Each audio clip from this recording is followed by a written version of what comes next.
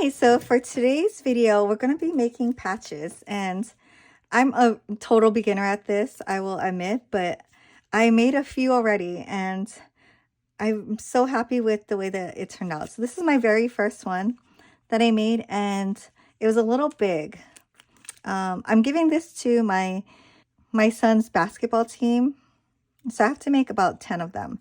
And I don't know what they're going to use it for, but I really wanted to try and make a patch, and this turned out really cute. Their basketball team name is Stormhoopers, like stormtroopers. So I made sure to get the Star Wars font, and it was either going to be a basketball or like a stormtrooper face, but I think the basketball comes out better as a background image. The other one I think was too complicated, so it didn't really, I don't know, turn out nice when I was working with it.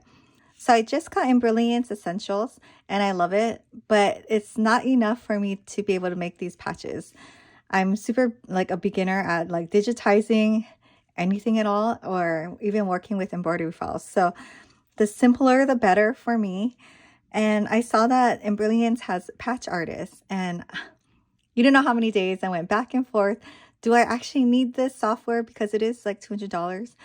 Like, can I just do it on ink stitch, or if I got Stitch Artist level 1, can I do it? And I tried the demo on Stitch Artist, and I could not make this kind of nice border, like with all the nodes and all that stuff, and it was going to take me like forever to do. So I don't know, I saved so much time. Using the Patch Artist software is crazy, and I'll show you when I do the demo on the computer on how I made this patch art, or the file. So the things we need are, of course, the material, and what I'm using is this waterproof canvas. So I already put some interfacing on because by itself it was too flimsy to me. I think it would have worked, but I don't know, I kind of wanted like a stiffer patch in case they put it on like their backpack, or I don't even know, they might use it as a bookmark, who knows. My son's 12, so they don't really know about patches, or I don't know if it's a thing. But anyway, so I got this waterproof canvas a while ago when I was doing another project, when I made those binder covers with the Mickey Mouse. Anyway, so I had a lot left over from that. And I had some interfacing. So I don't know if this is the usual thing, but I just want to make it a little bit more stable.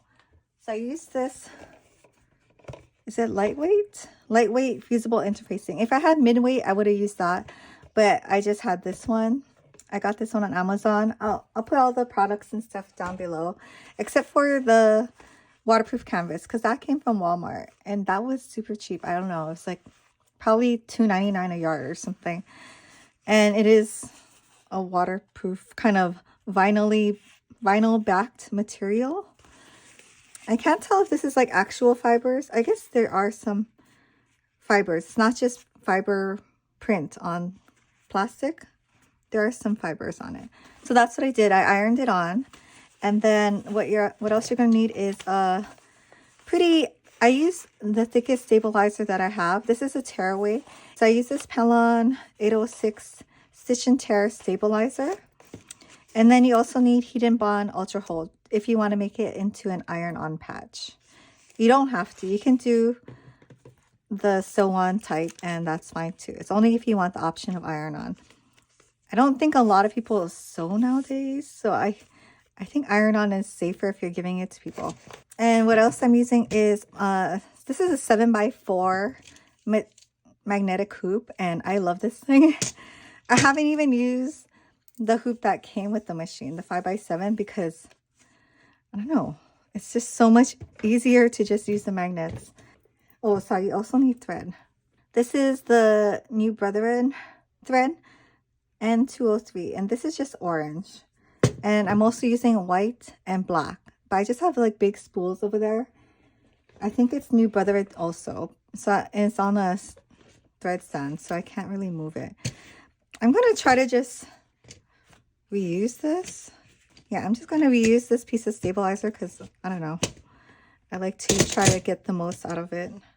As long as it's, you know, one piece, I think it's going to be okay. So the way that I hoop this is, I don't know if this is right, but I just get one of them. I turn it it goes like this, but I'm turning it this way. And it's just to hold this piece on there. And then I'm going to get my material, goes this way, put it over, and then you just snap them on. So try to make it as tight as possible. It works really well, this hoop, with this kind of non-stretchy material. When the material is a little bit stretchier, it is a little bit looser than I think it would be on a regular hoop.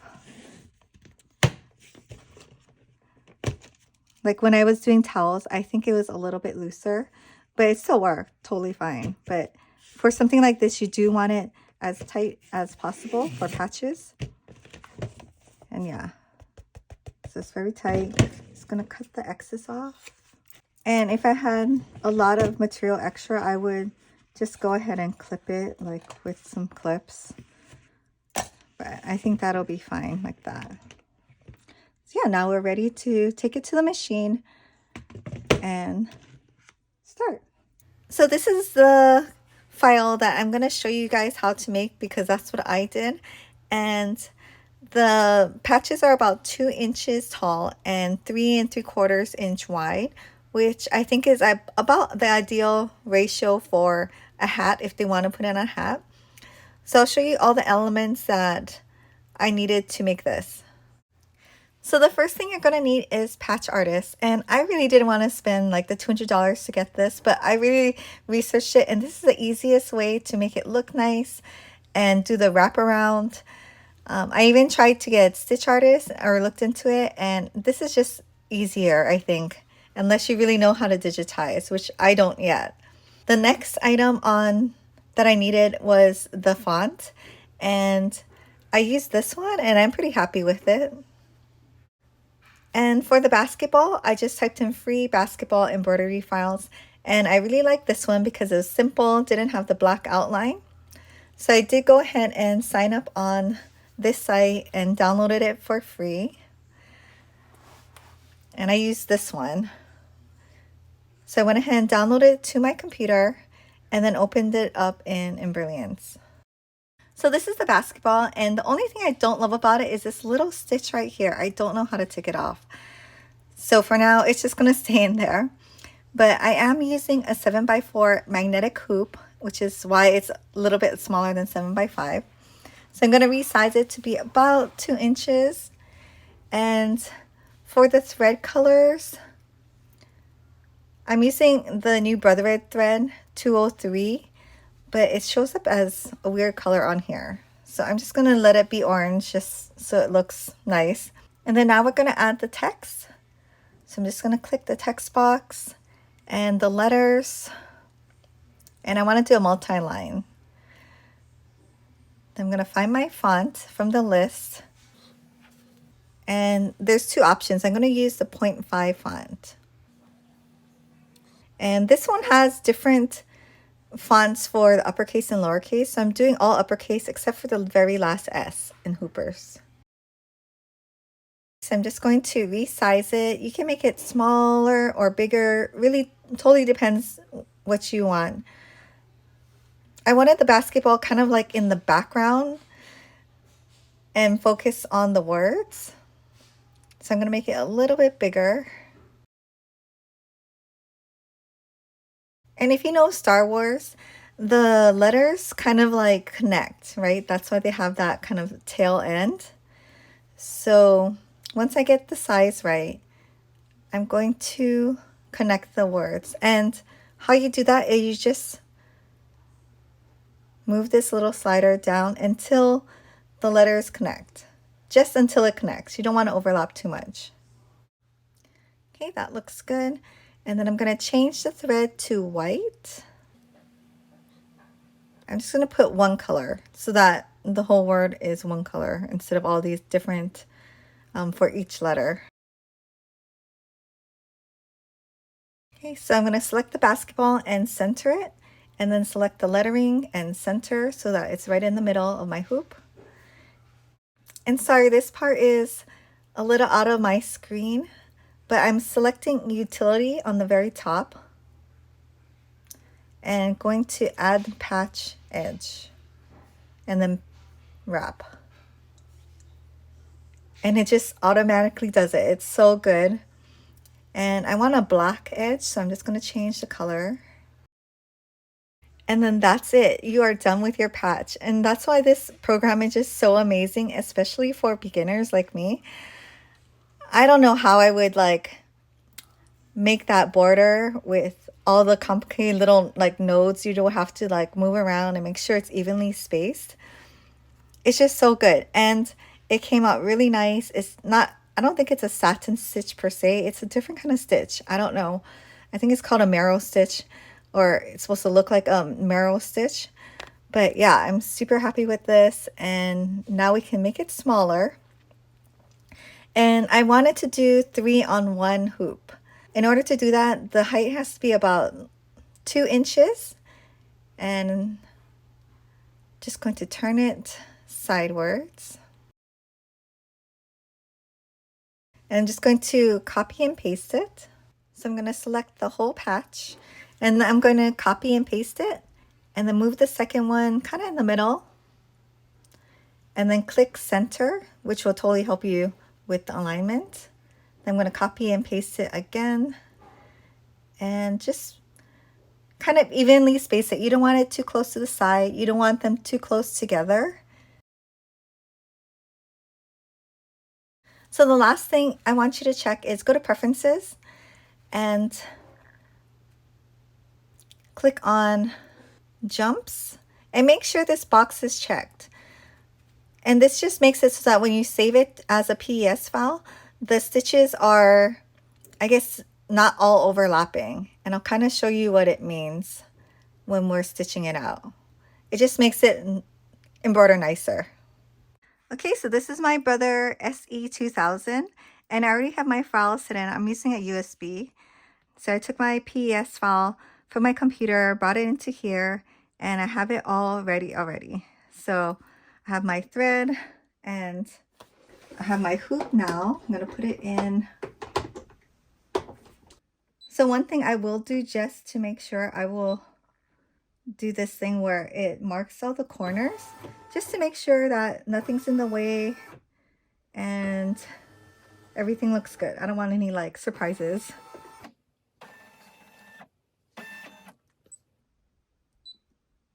Okay, so I'm ready to start. For the yellow, I'm just going to use black.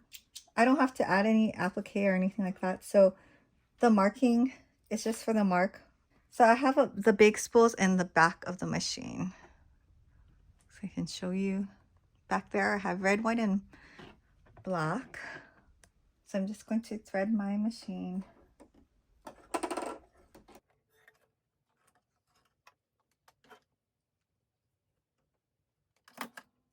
That auto threader is so good.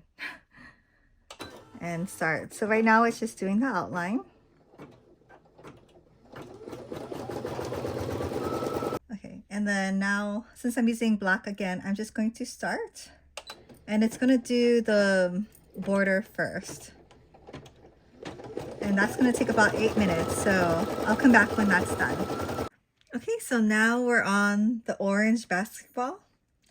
So I just learned this, but you're actually not supposed to pull your thread out that way. So I'm going to lift the presser foot up. Instead of pulling it out like the way that I usually would, I'm going to cut it and then pull the thread out from the bottom. I guess if you pull it out or yank it out from the top, you can like damage the tension disc or something like that. So I don't want to do that. So yeah. So I have my orange N203 new brotherhood thread. The one thing I was like wondering about, like, what is your guys' favorite thread? Like, I don't know the difference. The first threads I bought were sim thread, and I do feel like this new brotherhood one is a little bit better than that. My friend uses Isa cord, and she said that's good. I kind of want something that's easy to reorder, so that's why I'm looking at more Amazon ones, but I don't know. Is there a huge difference? Should I be doing Madeira? I don't know. Madeira is also not on Amazon, so. But I can see when I am using up a lot of orange, so I may want to restock that. And I think that's why I bought like an 80 set of new brotherhood thread, that big box, and it has a lot of threads, obviously, are different colors. I know I'm not going to use all those colors. I'm probably just going to use like a few. So I guess I should just replenish with a good brand with the colors that I actually use a lot, right? Let me know in the comments, please. I'm really curious about how other people do this. So, okay, so I have the orange thread threaded. It's all ready to go. Before I leave the machine, and I always set a timer. So like now I'd be like, set timer 8 minutes, because it should be about 8 minutes. Before I walk away, I like to make sure, especially when I'm using these small threads, that it's not getting tangled up like right there. Because it did the first time I did the patch, and luckily it didn't break the needle, but it has broken the needle before. Also, another tip, I should just throw it in there, is to get pre-wound bobbins. Before I got this, I was like, no, I'm gonna do my own bobbins, because I mean, it's so easy to do like 5, right, of white thread. These are so good. These, I don't even know how many are in here, but it's a ton, like 100 something, I think. But it comes like this. They're all perfectly wound all the way to the top. And especially when you're doing a lot of embroidery, when the message comes up saying you're low on bobbin thread, you're like, no. So it's so nice that I can just cut off whatever I'm doing, take the hoop off, insert the bobbin, put the hoop back in, and start going again. If you had to wind a bobbin, so you had no more bobbins, you'd have to cancel everything out, wind the bobbin, come back. Hopefully you're at a good starting point. Otherwise you have to kind of manually find it with this plus and minus needle. But that would be a pain. And you may end up ruining your design. So love that. Besides the curve applique scissors, that was another good buy.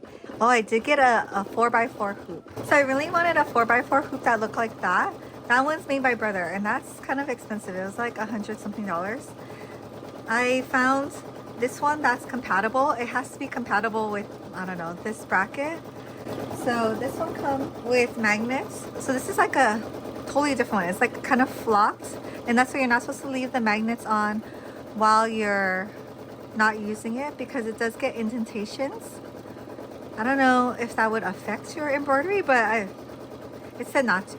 It's just really strong magnets. It comes with 6 magnets, and it pretty much works the same way as that.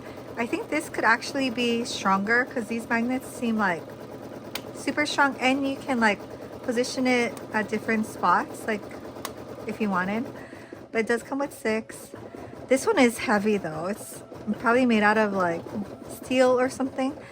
It's heavier than the plastic Brother frame. I think that's better for the machine. I don't know, just because it's moving and this is heavy. I probably won't use a 4x4 very often though. And I was on the fence about getting a 4x4 magnetic, even though I love these magnetic frames, because it's so big, right? I think if you use a traditional hoop, it's a little bit smaller.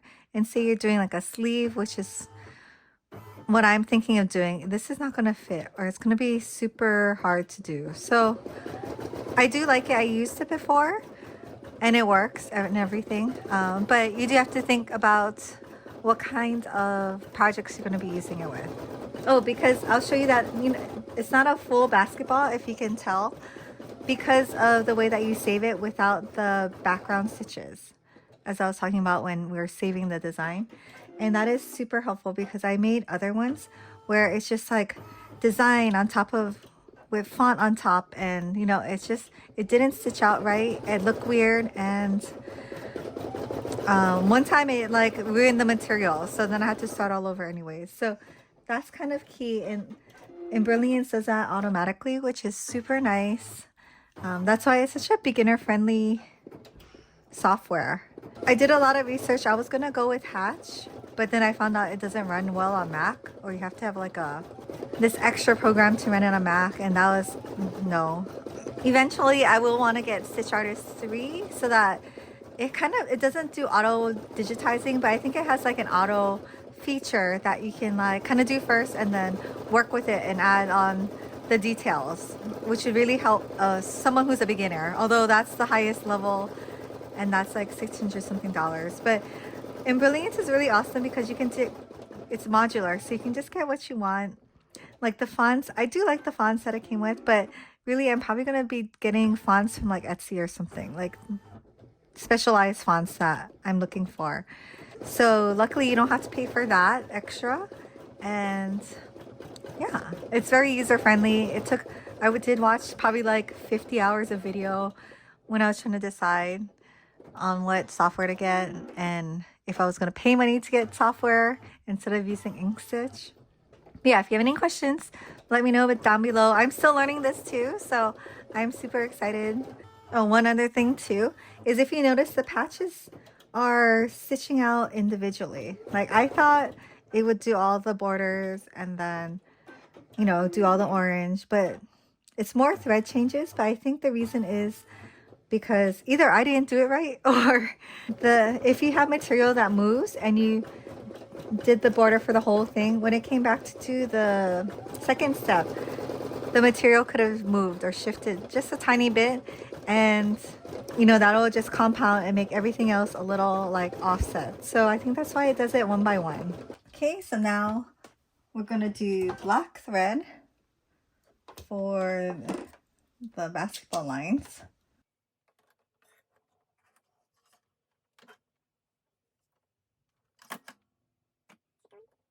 So if it doesn't thread the first time, you can just grab it, pull it this way, and then it'll try again. So this is where it makes that one little stitch that I don't like.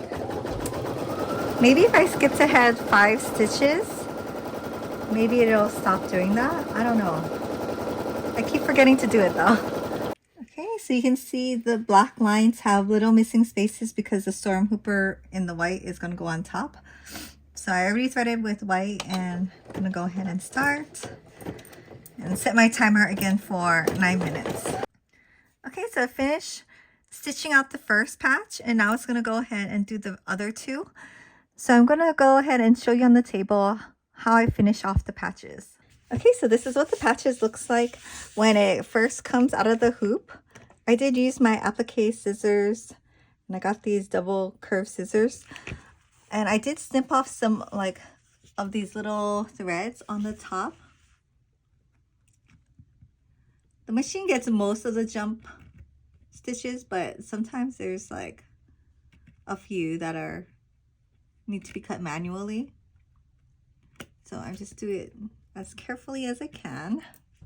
There's all these little pieces. I just get a lint roller and take it off. If I look at it closely, like I see some of the white bobbin thread coming up over here, and it's okay. I mean, it's all right, but what I want to do, since it's black, I'm just going to color it over with a Sharpie. So this is easy to do. Just, you know, make sure you don't touch the white lettering. And I'll do it on one. I'll show you what a difference it makes.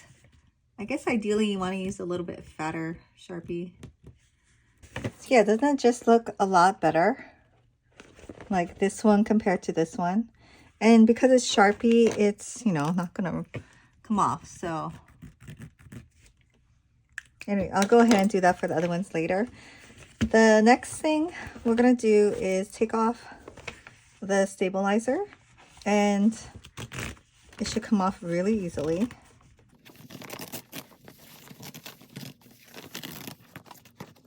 Okay, and then I'm going to use my applique scissors and just clean up all the threads that are sticking up.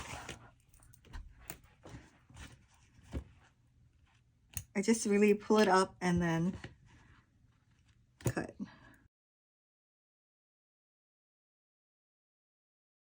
Okay, and then I'll just focus on this one so we can save some time.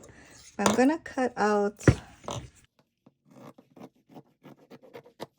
so I'm gonna save this for the next 3. It's perfect size.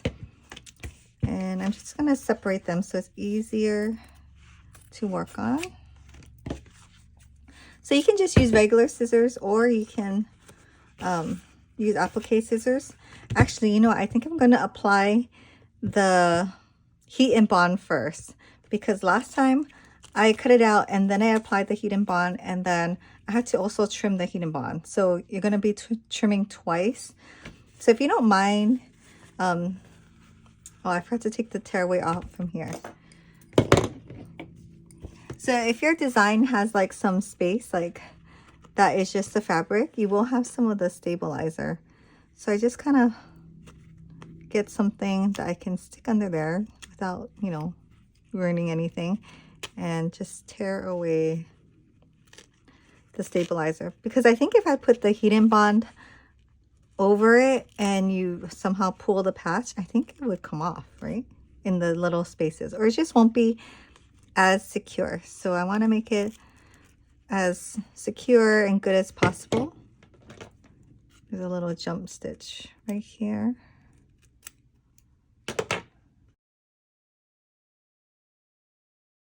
So I have my Cricut Easy Press Mini, and I'm going to put it on medium heat because that's what it says to do on the instructions. I have my mat, ironing mat, and I have a Teflon sheet just to go under and protect my mat. So I'm using Heat and Bond Ultra Hold, and the instructions are in the back. It seems pretty simple. I did already try it on this one and it came out really good. You know, it's adhesive on both sides, so you have to really think about what you're doing so you don't get it stuck on anything. So I'm just going to cut a piece a tiny bit wider than my design. You really don't want extra because this stuff is sticky.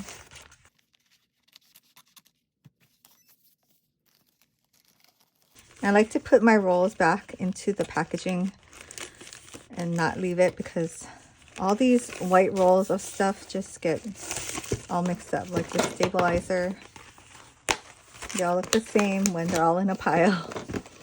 Okay, so I have my piece. It fits right over, right, the right size. And one side is rough, and that's the adhesive. You're going to want to put that on the back of the patch, like face down. So making sure it covers all of the design. So this is the papery back, and it says to do medium heat for 2 seconds. So it's like really fast. The Teflon sheet is so that if you have any little parts that stick out, then it gets on the Teflon sheet and you can just scratch it off with your nail. So 2 seconds for every section. I'm kind of applying decent pressure because I want it to be on there good. And like I said, you can apply it after if you want. It's just another step. So at this point, you want to let it dry or cool down, sorry. And if you have any sticky stuff on your Teflon sheet, like there's a little bit, it'll just rub off. Like once it's cool, it'll rub off. But make sure to take it off so that next time when you're doing something, you don't get it on the front of your design. Now I'll just get my lint roller and take it off. And then while it's cooling, I guess you can cut it. So either with your scissors or your applique scissors, or if you have a curved scissors, this one's kind of curved and it makes it really easy to cut. Especially when it's black on black, you need to really make sure you're not cutting the thread, but just close enough. I find it's easier to do the straightaways with regular scissors. Oh, sorry, it wasn't even in the frame. But the curves are so much easier with the curved scissors, of course.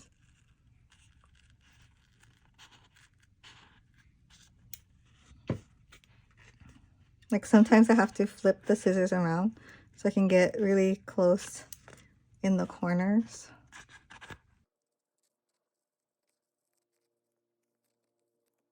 I don't know. Does anyone else do this?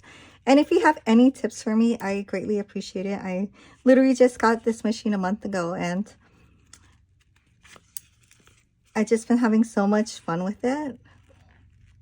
But at the same time, there's just so much to learn, you know, like every project, there's a different set of things to learn. Okay, so that looks really good.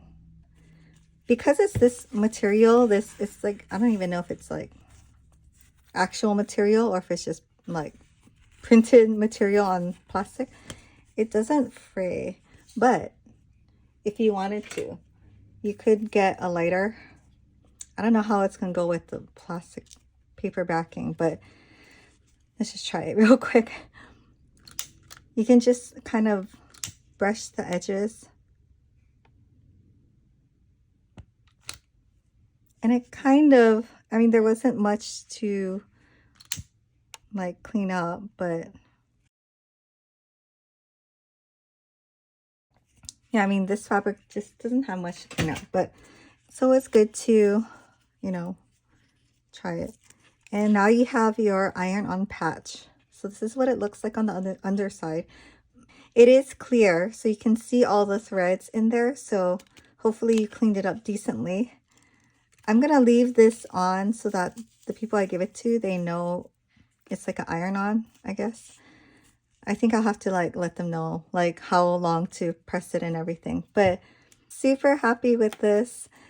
This is the smaller size. This is the bigger one I had. This one wouldn't fit on a hat.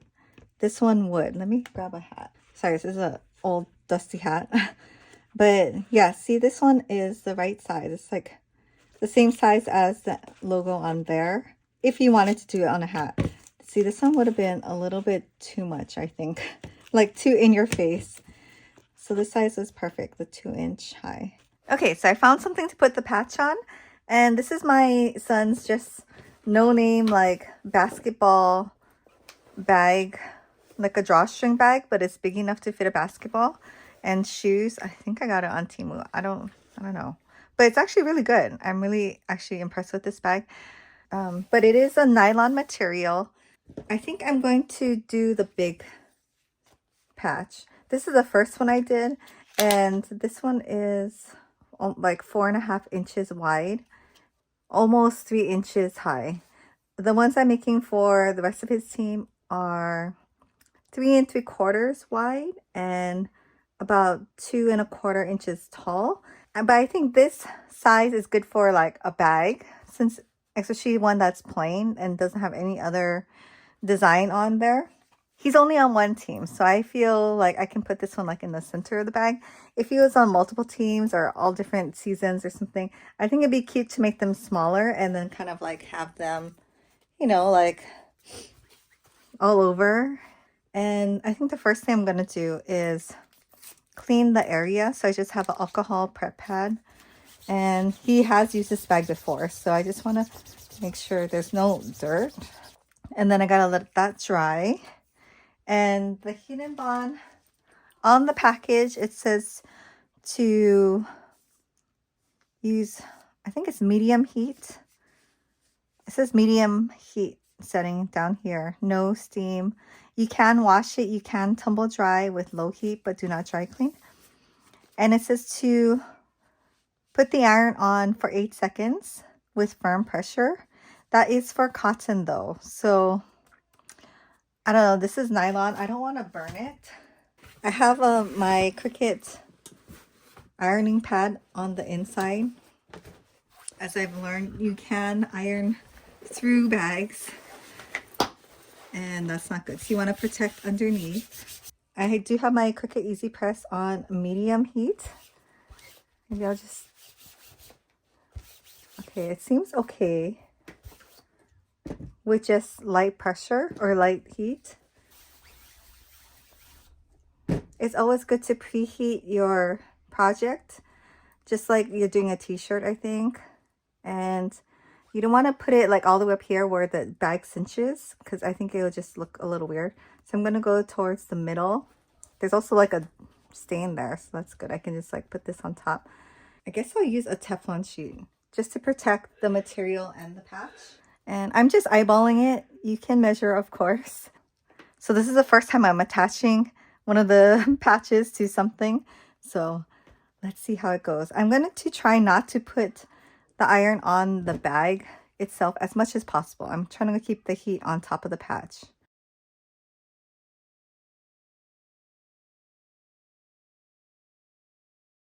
I can tell this part's not good. Okay, so I did it like a lot, like 8 seconds each press, and I think that worked, and the bag is okay. So I'm just gonna let this cool, and then we'll try and see if it's really stuck on there. Okay, it's cooled off a bit, and the way that you can test easily is just to like kind of use your finger and lift up. So everywhere is pretty well stuck on except for this corner right here.